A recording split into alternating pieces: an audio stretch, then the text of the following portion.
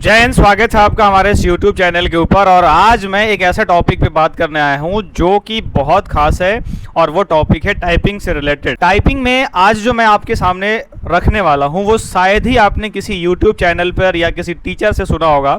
आज मैं बात करने आया हूँ टाइपिंग के ऊपर कुछ ऐसी चीज़ें जिससे कि आपको सुन करके अपने लिए प्रेरणा मिलेगी, आप अपने आप के लिए और ज़्यादा खुद करेक्शन कर पाओगे। मैं पहली बार आपके सामने उस व्यक्ति को प्रस्तुत करता हूं जो टाइपिंग की दुनिया में वर्ल्ड रिकॉर्ड बनाया है। उन्होंने किन किन संघर्षों को झेला है और वो क्या क्या अपने लिए किए थे, उन सभी टॉपिक पे बात करेंगे। मतलब ये है कि आज जो हम टॉपिक लाए हैं और आज जिस पर हम बात कर रहे हैं वो डेटा फैक्चुअल बातें होंगी। कुछ भी आपको अपने मन से नहीं बताएंगे, आज जो बताएंगे वो डेटा के बेस्ड पर बात करेंगे। तो आइए स्क्रीन पर आपको लेके चलते हैं। जैसा कि अभी आप देख रहे हैं, वर्ल्ड रिकॉर्ड के लिए आपको सबसे पहले एक प्रेरणा मिलेगा। संघर्ष में जो लोग हैं टाइपिंग को लेकर के और टाइपिंग नहीं कर पा रहे हैं, हमारे कुछ क्लासरूम के विद्यार्थी भी हैं जो कि टाइपिंग में काफ़ी ज़्यादा संघर्ष कर रहे हैं और वो प्रतिदिन अपना 2 घंटा 3 घंटा 4 घंटा टाइपिंग में दे रहे हैं टाइम। और जब उनको थोड़ी बहुत काम करने के बाद जब इनिशियली रिजल्ट नहीं मिलता है तो काफ़ी ज़्यादा वो पैनिक हो जाते हैं, या मन में एक सवाल उनके उठने लगता है कि हम 2 दिन से कर रहे हैं, हम 3 दिन से कर रहे हैं, हम 4 दिन से कर रहे हैं, मेरा स्पीड नहीं बढ़ रहा है। तो मेरे भाई इतना याद रखना कि टाइपिंग जैसी चीज़ जो है, अगर आप रोज़ 1 घंटा 2 घंटा 3 घंटा दे रहे हो तो उसी हिसाब से उसी रेट से ही बढ़ेगा। एकाएक यहाँ पर कुछ भी नहीं होता है। आइए मैं वर्ल्ड रिकॉर्ड की बात करता हूँ। इस संघर्ष से निकलकर महारत हासिल करने वाले सबसे बड़ा उदाहरण ये है, इनका नाम है जो है बारबरा ब्लैकबर्न। ये बारबरा ब्लैकबर्न जो थे वो दुनिया के सबसे तेज टाइपिंग रिकॉर्ड बनाया है और उन्होंने लगातार टाइपिंग करते हुए 150 वर्ड पर मिनट की स्पीड दर्ज कराई। अब कहोगे कि 150 वर्ड पर मिनट की जो वर्ल्ड रिकॉर्ड है, मेरे भाई साहब इतना याद रखना कि ये 50 मिनट की ड्यूरेशन में आया है। इनकी एक्चुअल स्पीड जो थी वो 212 वर्ड पर मिनट थी और ये लगभग एक आम आदमी के लिए जो कि मतलब कितना भी प्रैक्टिस कर लो पॉसिबल हो नहीं पाता उतना स्पीड, लेकिन वर्ल्ड रिकॉर्ड इस चीज़ का है। नॉर्मल आदमी से ही पॉसिबल नहीं हो सकता है। हालांकि इन्होंने जो कीबोर्ड यूज किया था वो डेवरैक यूज किया था। अब ये डेवरैक लेआउट क्या होता है मैं बताऊंगा, और हम जिस कीबोर्ड पर लेआउट पर टाइपिंग करते हैं वो QWERTY लेआउट होता है। दोनों लेआउट के बारे में बताऊंगा, दोनों लेआउट के डिफरेंस को बताऊंगा। और ये जो आप अभी देख रहे हो ये विकिपीडिया का स्क्रीनशॉट है, मतलब कि जो मैं कह रहा हूँ वो एकदम फैक्चुअल बातें कह रहा हूँ। उनकी तस्वीर आप देख लो। और ये एक टाइपिस्ट थे और इन्होंने जो स्पीड यूज करी थी वो यूज करी थी डेवरैक लेआउट का इस्तेमाल करा था और इनकी एक्चुअल स्पीड 212 थी और 150 वर्ड पर मिनट इन्होंने रिकॉर्ड में डाला है।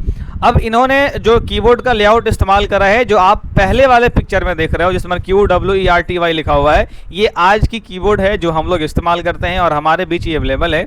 लेकिन जो डेवरैक कीबोर्ड है उसमें थोड़ी सी फंड अलग होती है। जो सबसे ज़्यादा यूजफुल है जैसे भवेल हो गए और ऐसे नंबर्स जो सबसे ज़्यादा प्रयोग होने वाले हैं वो उन उंगलियों के पास रखा जाता है जो सबसे ज़्यादा हमारा काम करती हैं। तो ऐसा क्यों हुआ, अब धीरे धीरे मैं आपको एक बात बताता हूँ। देखो, जैसे कि जब तक ये डेवरैक बना तब तक जो है QWERTY एक भारत के लिए या पूरे वर्ल्ड के लिए एक स्टैंडर्ड कीबोर्ड माने जाने लगा था, इसलिए ये डेवरैक जो है वो बहुत ज़्यादा फेमस नहीं हो पाया। हालांकि डेवरैक ज़्यादा बेहतर है QWERTY के रेस्पेक्ट में। अब यहाँ पर बात करोगे तो दोनों के अंदर कुछ कमियां हैं, कुछ खासियत हैं, लेकिन जो वर्ल्ड रिकॉर्ड बना है वो QWERTY पर नहीं बना है। इतना बात आपको ध्यान रखना है। आगे की अगर बात करो तो सामान्य प्रोफेशनल टाइपिंग का संघर्ष की अगर बात करोगे स्पीड गैप में जो है, जैसे जब नए सीखने वाले व्यक्ति जो होते हैं, जो नौसिखिया लोग होते हैं, वो एक गलती करते हैं, उसको बोलते हैं हंट एंड पिक। इसको बोला जाता है hunt and pick. Hunt and pick का मतलब क्या होता है कि ढूंढो और दबाओ, यानी कि ढूंढो और उंगली से बटन दबाओ। ये जो आप टेक्निक इस्तेमाल करते हैं इससे टाइपिंग आपकी लगभग जो है वो बिगड़ने लगती है। वो खराब होने लगती है। टाइपिंग का स्पीड नहीं बढ़ सकता। आपको 20 से 25-30 वर्ड पर मिनट ला देगा, लेकिन कभी आपको जो है वो एक अच्छा स्पीड नहीं दे सकता है कभी भी। इसमें उंगलियों की दर जो है वो 10 से 15% एरर तक होती हैं। और टाइपिंग का जो आप एक्चुअली में अगर फैक्ट जादू देखना चाहते हो तो भाई आप एक प्रोफेशनल टाइपिस्ट के पास जाओ। एक प्रोफेशनल टाइपिस्ट आपको सिखाएगा प्रॉपर तरीके से उंगली रखना, आपके पोस्चर सुधारेगा, आपको बेहतर से बेहतर करेगा और तब जाके आपकी स्पीड एक बेहतर हो सकती है। लेकिन अगर हंट एंड पिक में आप भी हैं, देखो और टाइप करो तो आपका स्पीड कभी नहीं बढ़ सकता है। अगर बहुत बढ़ा लिया तो 25-25 पर कर लेंगे, उससे अधिक नहीं कर सकते हैं।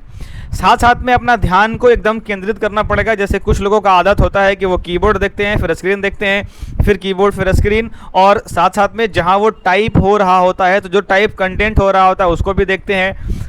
इतना सारा गलती करने के बाद आपकी टाइपिंग इंप्रूव नहीं हो सकती है, इसलिए सावधान, बिल्कुल अलर्ट, किसी प्रोफेशनल से राय लेकर के किया जाए तो आपकी इंप्रूवमेंट ज़्यादा हो सकती है। शरीर की भी इससे बहुत ज़्यादा जो है इशू आता है, इसमें डिफॉर्मेशन होता है, शरीर में दर्द और बीमारी का एक डेटा भी है। देखो, अगर आपकी पोस्चर गलत है, जैसे मान लो कि मैं जिस चेयर पर बैठ रहा हूँ उस चेयर के ऊपर अगर हल्का सा इसका एंगल मान लो कि थोड़ा किधर एक तरफ ज़्यादा झुका हुआ है, ऐसे मान लो, और इस पर मैं लगातार बैठ रहा हूँ, मैं 6 महीना साल भर अगर बैठ रहा हूँ तो एक लॉन्ग टाइम में वहाँ मेरे किसी ना किसी प्रॉब्लम हो जाएगा, किसी ना किसी बॉडी के हिस्से में।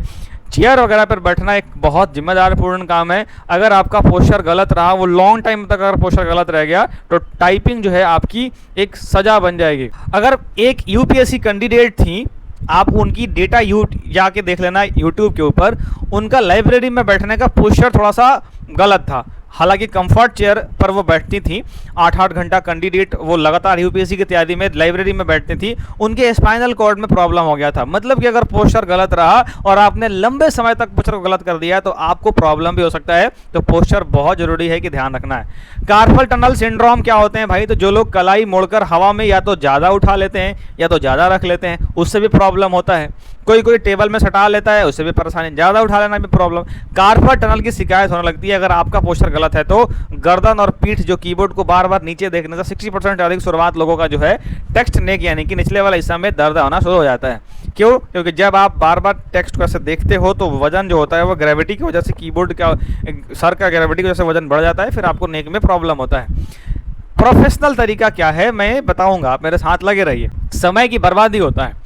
एक डेटा के अनुसार मैंने पढ़ा कि अगर कोई आदमी 2000 शब्द डेली टाइप करता है और उसकी टाइपिंग अगर बहुत ख़राब है तो एक साल का समय लिया गया और उस पर रिसर्च किया गया तो लगभग जो है एक आदमी 400 घंटे यानी कि 16 दिनों में सिर्फ टाइप करता है। और वही जिसकी टाइपिंग अच्छी है वो आप सीधे उसका आधा टाइम में कर देता है, मतलब 8 दिन में कर देता है। तो भाई एक सही स्पीड होना आपका बहुत टाइम बचाता है, और बहुत टाइम बचाने के साथ साथ जो है आपकी एक जो ऊर्जा है वो कम हो लगता है, ज़्यादा काम होता है। चलो, तो ये तो बात थी। थोड़ा सा इतिहास जान लीजिए कि भाई QWERT का सच क्या है। देखिए, आप सुन के हैरान हो जाएंगे, लेकिन जब तक इस पूरी वीडियो को आप मत नहीं देखेंगे तब तक आप किसी भी चीज़ पर जजमेंट मत करिएगा। मेरा ये रिक्वेस्ट है आपसे। ये QWERT कीबोर्ड लेआउट का इस्तेमाल हम इसलिए करते हैं ताकि हमारी स्पीड बढ़े नहीं, बल्कि थोड़ी स्पीड धीमा करने के लिए इस कीबोर्ड की स्पीड बनाई गई थी। अब कहोगे कि ये क्यों ऐसा हुआ? सुनो मेरी बात, पहले ही नहीं बोलना है कुछ भी। मैं ऐसा क्यों बोल रहा हूँ? जो मैं बोल रहा हूँ उसका प्रमाण है मेरे पास। मैं कुछ भी हवे में नहीं बोल रहा। मैं शुरू में बोल था कि मैं प्रमाण के साथ बात करूँगा। संघर्ष का कारण ये था कि कीबोर्ड एकाएक कोई आसमान से टपका हुआ ऑब्जेक्ट नहीं है कि सीधे सीधे बन गया। इसमें बहुत सारा गलतियाँ थी, सुधारा गया धीरे धीरे, उसके बाद बनाया गया। 1817 के दशक में जब कीबोर्ड टाइपराइटर की शुरुआत हुई थी तो उतनी तेज से टाइप करते हुए टाइपराइटर की मैकेनिकल उंगलियों आपस में टकरा जाती थी, और इसका समाधान निकालने के लिए इसका इस्तेमाल किया गया था। क्योंकि समाधान ये निकला कि क्रिस्टोफर जो है सोल्स ने जानबूझकर सबसे ज़्यादा इस्तेमाल होने वाले अक्षर जो है A, E, O, U जो है एक दूसरे से दूर कर दिया, ताकि उंगलियों का संघर्ष जो है वो थोड़ा दूर दूर तक जाए और कीबोर्ड जाम ना हो। देखो, पहले की जो कीबोर्ड थी, जब बहुत ज़्यादा पुराने की समय की बात करोगे तो ABCDEFGHIJKLMNOP सब कुछ एक सीक्वेंस में लिखा हुआ था। और जैसे ही सब सीक्वेंस में लिखा हुआ था तो इसमें प्रॉब्लम ये होता था कि भाई प्रॉब्लम होता था इसको टाइप करने में। लेकिन जैसे जैसे समय बीता इसको चेंज किया गया, बदल दिया गया। अब जैसे अब अलग ही कर दिया गया है, लेकिन शुरुआती में यही टाइपिंग है। और देख लो, आपकी पिक्चर मैंने लगा दिया। लेकिन बाद में जब से QWERT लेआउट आई तब से नंबर्स को हटा दिया गया। जो ज़्यादा काम है वो बीच में रखा गया, जो कम है वो लेफ्ट में रखा गया। ऐसे इसमें काम किया गया। लेकिन पहले के समय में कीबोर्ड जो था एक पियानो की तरह दिखता था। जो राइट साइड की तस्वीर में आपको दिख रहा है, ये कीबोर्ड पहले के समय में थी। ये आज भी YouTube पर बहुत सारे वीडियो पड़े हैं, अगर आप चाहोगे देखना तो जाकर देख लेना। या मैं ही बोलता हूँ, एडिटर साहब यहाँ पर एक लगा देना। हमारे एडिटर साहब जो हैं वो एक देर लगा देंगे। कीबोर्ड जो टाइपराइटर लगता है वो उसके पिन जो है जाके उसको मारता है, तब जाके वो टाइप होता था। चलो, आपको वीडियो दिख गया होगा, ये लगा देंगे। यहाँ पर अगर बात करो QWERTY कीबोर्ड से पहले अल्फ़ाबेटिकल कीबोर्ड एक साथ में लगता था और शुरुआती के दौर में कीबोर्ड का इतिहास जो है वो कुछ उनकी बनावट जो है वो थोड़ी सी अजीब थी, पियानो की तरह दिखता था। अब यहाँ से क्रिस्टोफर थैम्स सोल्स इसकी जो है प्रारंभ कर दी ये पूरी कहानी। जो मैं बोल रहा था इसका प्रमाण है कि भाई तकनीकी मजबूरी और मानवीय आदतन का आगुथा जो संगम है उसलिए बनाया गया था। तो ये आप प्रमाण आप देख लो, प्रमाण मैंने आपको दे दिया। अब मैं आपको बता रहा हूँ कि टाइपिंग मास्टर क्लास यानी कि अब आपको करना क्या है।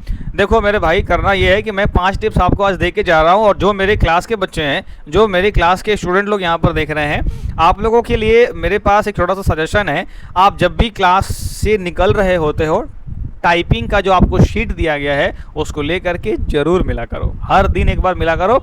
यहाँ पर देखो टाइपिंग का 1 है, यहाँ पर क्या बात कर रहे हैं, योर ग्राउंड 0 अगर है तो सबसे पहले आप एसडीएफ से शुरुआत करिए, आप ट्रैक्टाइल पंप करिए, ऑलवेज आप जो है वो फिंगर्स को लेके जाइए और फिर लेके आइए तुरंत। इस पर मैंने और भी बहुत सारे एक सीरीज में वीडियोस बना के रखे हैं, ये देख लो, ये देख लो, ये देख लो, जो आपको बेटर लगता है आप एक बार उन सब वीडियो को भी देख लेना जो आज से पहले मैंने बनाया है।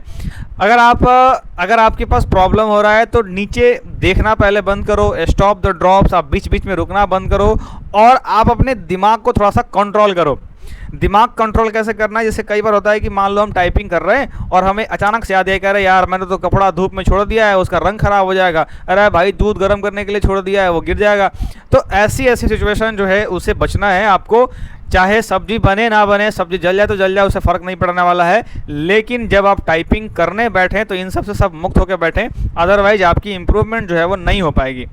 परफेक्ट पोस्चर करिए ताकि आपके नेक में, गर्दन में, कमर में कहीं भी प्रॉब्लम ना हो। किसी प्रोफेशनल से जाइए, स्क्रीन का हाइट लीजिए, 2.5 फीट टेबल पर बैठिए, चेयर अच्छे से लगा के बैठिए, बहुत कंफर्ट चेयर पर टाइपिंग करते समय मत बैठिए, सब नियम होते हैं उसके। आप जब आप टाइपिंग कर रहे होते हैं तो घबराइए मत, आपका टाइपिंग जो है वो स्लो ही होगा, लेकिन पहली बार आप ध्यान दीजिए कि परफेक्ट मारें। अगर आपकी एक बार उंगलियों का मूवमेंट आ गया, एक बार आपकी उंगलियां चलना सीख लेंगी, फिर वो ऑटोमेटिक आपकी बढ़ना शुरू हो जाएंगी। लेकिन पहला जो हमारा काम है वो एक सही और परफेक्ट बटन दबाना काम है। उसके बाद आप अपनी करंट स्पीड मिलाते रहिए आपकी क्या हो रही है। तो मैंने आपके सामने एक ऐसी वीडियोस बना के दी कि भाई लोग बड़े बड़े जो वर्ल्ड रिकॉर्ड भी किए हैं वो भी संघर्ष किए हैं और आपको भी संघर्ष करना है। जब भी आपका कोई एग्ज़ाम आता है तो 10 दिन पहले, 15 दिन पहले, 20 दिन पहले मत आइए। जब भी कोई पेपर आपको लग रहा है तो कम से कम 2 महीना का समय लीजिए। प्रोफेशनल तरीका यही है। अगर किसी को बहुत मजबूरी है या उसको बाद में पता ही चला तो कम से कम 1 महीना पहले आपको सेंटर पे आ जाना है और 1 महीना जब आइए तो पूरा भरपूर समय के साथ लेके आइए कि नहीं कि अब 1 घंटा से ज़्यादा नहीं देंगे तो आधा घंटा देंगे तो 5 मिनट देंगे, तो टाइपिंग आपका थोड़ा कठिन होगा बढ़ाना। लेकिन जो लोग टाइम से आ जाते हैं उनके लिए कोई दिक्कत नहीं होती है। हमारे पास टाइपिंग से रिलेटेड इतना इन्फॉर्मेशन था, मैंने आपको दे दिया। आप इस वीडियो पर क्या सोचते हैं, आपको ये वीडियो कैसा लगा, हमें एक बार कमेंट में ज़रूर बताइएगा। और यदि आपने इस वीडियो को यहाँ तक देखा है तो आप हमारे लिए बहुत महत्वपूर्ण है, आप हमारे लिए बहुत महत्वपूर्ण है। और मैं यहाँ से इस प्लेटफॉर्म से आपकी कृतज्ञता रखता हूँ कि आप हमारे साथ जुड़े रहे, हमें भी अच्छा लगता है। बस एक लास्ट काम कर दीजिए, मेरा एक जय हिंद कमेंट में लिख दीजिए ताकि मैं समझ जाऊँ कि आप मेरे आखिरी तक व्यूअर हैं, आपने मुझे आखिरी तक देखा है। एक बार और आपका बहुत बहुत आभार इस वीडियो को यहाँ तक देखने के लिए। मिलते हैं किसी नेक्स्ट टॉपिक में।